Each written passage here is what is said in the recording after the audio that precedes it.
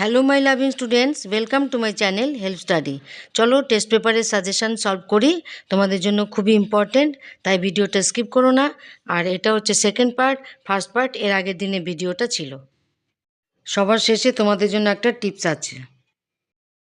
34 নম্বর কোষ চক্রের G1 ও S দশায় যে রাসায়নিক উপাদান সংশ্লেষিত হয় তাদের নামের তালিকা প্রস্তুত করো। 35 নম্বর স্পাইরোগাইরা ও প্ল্যানেরিয়ার অযৌন জনন কোন পদ্ধতিতে সম্পন্ন হয়? নেক্সট 36 মাইটোসিস ও মিওসিস কোষ বিভাজনের মধ্যে পার্থক্য নিরূপণ করো। নিরূপণ হবে, এটা মূর্ধন্য হবে। নিরূপণ কর। ক্রোমোজোম বিভাজনের প্রকৃতি। নেক্সট উৎপন্ন কোষের সংখ্যা। এই দুটো পয়েন্টের মাইটোসিস ও মিওসিসের কোষ বিভাজনের পার্থক্য লিখতে হবে। 37 মানব বিকাশের অন্তিম পরিণতি বা বার্ধক্য দশায় দৃষ্টিশক্তি ও অস্থি সংক্রান্ত দুটি পরিবর্তন উল্লেখ করো। ভীষণ ইম্পর্টেন্ট। 38 নিম্নলিখিত বৈশিষ্ট্যের ভিত্তিতে ইউক্রোমাটিন ও হেটারোক্রোমাটিনের পার্থক্য লেখো। ইম্পর্টেন্ট। কোন কোন পয়েন্টের ভিত্তিতে? ক্রোমাটিন তন্তুর কুণ্ডলীকরণ। নাম্বার 2 জিনের সক্রিয়তা। 39 বৃদ্ধি ও বিকাশের সম্পর্ক লেখো। 40 নিম্নলিখিত বৈশিষ্ট্যের ভিত্তিতে উদ্ভিদ ও প্রাণী মাইটোসিসের পার্থক্য লেখো। কোন কোন পয়েন্টের ভিত্তিতে? বেমতন্তু গঠন আর সাইটোকাইনেসিস পদ্ধতি। 41 মিওসিস কোষ বিভাজনের নিচের দুটি তাৎপর্য ব্যাখ্যা করো। কোনটা কোনটা? প্রজাতির ক্রোমোজোম সংখ্যা ধ্রুবক রাখা। নেক্সট জীবের মধ্যে প্রকরণের উৎপত্তি। এই দুটো পয়েন্টে লিখতে হবে মিওসিস কোষ বিভাজনের তাৎপর্য। নেক্সট 42 নম্বর মাইক্রোপ্রোপাগেশন পদ্ধতিটি ব্যাখ্যা করো। ছোট্টর মধ্যে ব্যাখ্যা করতে হবে, 2 নম্বর আছে। 43 নিউক্লিয়াস বিভাজনের মেটাফেজ দশায় যে পরিবর্তন লক্ষ্য করা যায় তা লিপিবদ্ধ করো। পয়েন্ট ওয়াইজ লিখতে হবে, ওপর থেকে নিচ পর্যন্ত, পাশাপাশি নয়, ওপর থেকে নিচ পর্যন্ত। 44 স্বপরাগযোগ থেকে ইতর পরাগযোগ কেন উন্নত? ইম্পর্টেন্ট। 45 মানুষের মধ্যে বংশানুক্রমিকভাবে সঞ্চারিত দুটি প্রকরণের উদাহরণ দাও। নেক্সট 46 মটর গাছের সবুজ বর্ণের ফলের জিনোটাইপগুলো লেখো। 47 সংকরায়ন পরীক্ষায় কিভাবে প্রকট গুণ প্রকাশিত হয় তা উদাহরণের সাহায্যে লেখো। 48 ভিন্ন ভিন্ন জিনোটাইপ একই ফিনোটাইপ উৎপন্ন করে।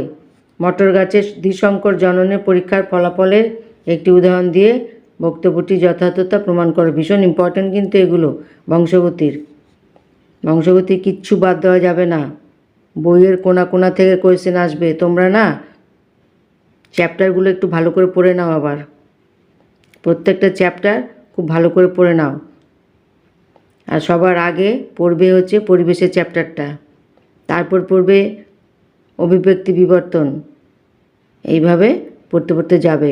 চ্যাপ্টার ওয়েটেজ অনুযায়ী, ইম্পর্টেন্স অনুযায়ী চ্যাপ্টারগুলো তোমরা আরেকবার বই থেকে রিভিশন দিয়ে নাও। গল্পের বইয়ের মতো পড়ো, সব পড়া, কিছু তৈরি করতে হবে না, সব তৈরি আছে।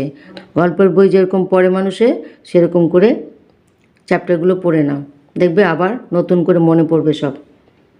বইয়ের কোনা কোনা থেকে প্রশ্ন আসে, কিন্তু ওই বেছে বেছে পড়লে কিন্তু একদম শেষ, পরীক্ষার হলে গিয়ে মাথাটাতে ঘুরে যাবে। জিনোটাইপ মানে কি? জিনগত বৈশিষ্ট্য। ফিনোটাইপ মানে জিনগত না, বাহ্যিক বৈশিষ্ট্য। 49 মেন্ডেলের সাফল্য লাভের কারণ লেখো। দেখেছ বংশগতি থেকে কত কোশ্চেন। 50 মটর গাছের ওপর কাণ্ডের দৈর্ঘ্য ও বীজের আকার এই বৈশিষ্ট্য নিয়ে সম্পাদিত দ্বিসংকর জননের পরীক্ষায় F2 জনুতে যে 9টি দীর্ঘ ও গোলাকার বীজযুক্ত মটর গাছ উৎপন্ন হয় তাদের জিনোটাইপগুলো লেখো। কোয়েশ্চেনটা দেখতে মনে হচ্ছে কঠিন, অনেকটা বড়, ভালো করে পড়বে 2-3 বার, দেখবে খুব সহজ কোশ্চেন। এই সমস্ত কোশ্চেনগুলো, এখানকার অনেক কোশ্চেন আমি দেখতে পাচ্ছি, সেগুলো আমি পরে সলভ করে দেব। তোমরা চেষ্টা করো, যদি অসুবিধা থাকে কমেন্টে জানাও, এগুলো আমি সলভ করে দেব, কোনো চিন্তা নেই। আবারও বলছি যে তোমরা চ্যাপ্টারগুলো আবার একটু রিভিশন দাও। 51 নম্বর মা ও বাবা দুজনেই যদি থ্যালাসেমিয়ার বাহক হয় তাহলে সন্তানদের থ্যালাসেমিয়ার আক্রান্ত হওয়ার সম্ভাবনা কতখানি? থ্যালাসেমিয়া, হিমোফিলিয়া, এখান থেকে কোশ্চেন তো আসবেই। 52, একজন হিমোফিলিয়া রোগের বাহক মহিলা একজন হিমোফিলিক পুরুষকে বিবাহ করলে তাদের কন্যা সন্তানের হিমোফিলিয়া আক্রান্ত হওয়ার সম্ভাবনা কতখানি? 53, হট ডাইলুট স্যুপ কি, কোয়াসার্ভেট কি, এগুলো ওই চ্যাপ্টারটা থেকে আসবে। এই দুটো ছোট ছোট কোশ্চেন আসবে। হট ডাইলুট স্যুপ খুব ইম্পর্টেন্ট, কোয়াসার্ভেটও ইম্পর্টেন্ট।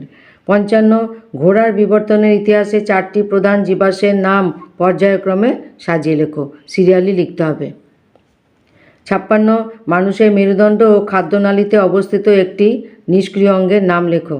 57, ঘোড়ার বিবর্তনের 4টি গুরুত্বপূর্ণ বৈশিষ্ট্য লেখো যা পরিবর্তিত হয়েছে। 58, বাঘ বিলুপ্ত হয়ে গেছে অথচ হরিণ প্রচুর আছে, এমন একটি জঙ্গলে অন্য অভয়ারণ্য থেকে কয়েকটি বাঘ এনে ছাড়া হলো। বেঁচে থাকতে গিয়ে ওই বাঘেদের যে যে জীবন সংগ্রামে লিপ্ত থাকতে হয় তা ভেবে লেখো। 59, 1 নম্বর পয়েন্ট, গঠন ও কাজ। 2 নম্বর, বিবর্তনের ধরন নির্দেশক।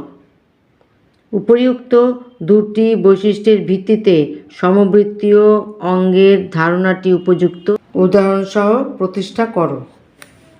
60, প্রচ্ছন্ন গুণ কেবলমাত্র হোমোজাইগাস অবস্থায় প্রকাশিত হয়। উপযুক্ত উদাহরণের সাহায্যে বিষয়টি বুঝিয়ে দাও। 61, মেন্ডেলের সূত্রগুলো লেখো, ভীষণ ইম্পর্টেন্ট।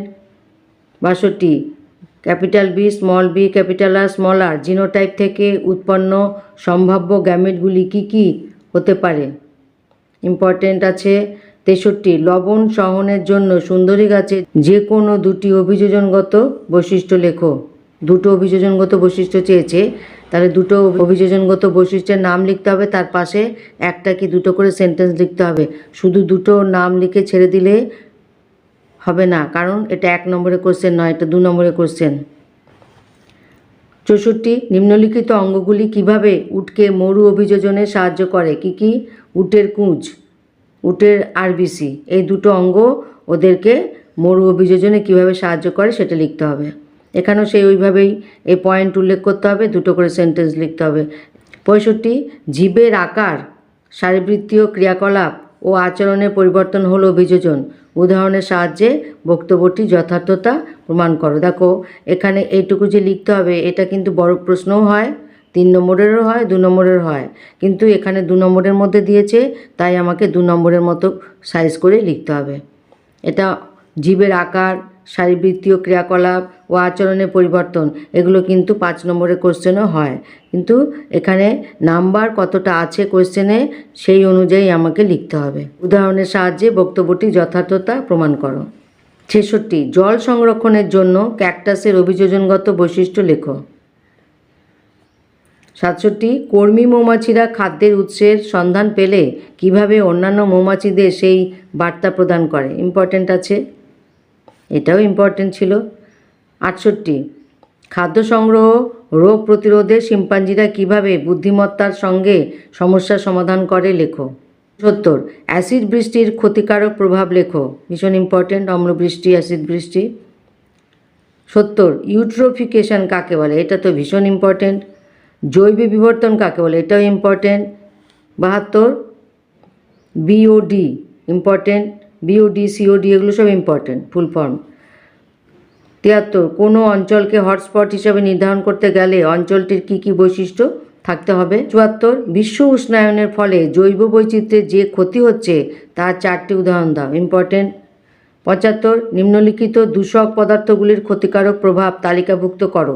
তালিকাভুক্ত করতে বলেছে কিন্তু অনেক কোশ্চেন, এই বছর দেখছি এই কোশ্চেনের টাইপটা একটু দেখা যাচ্ছে, তার মানে এই কোশ্চেন টাইপ আসবেই।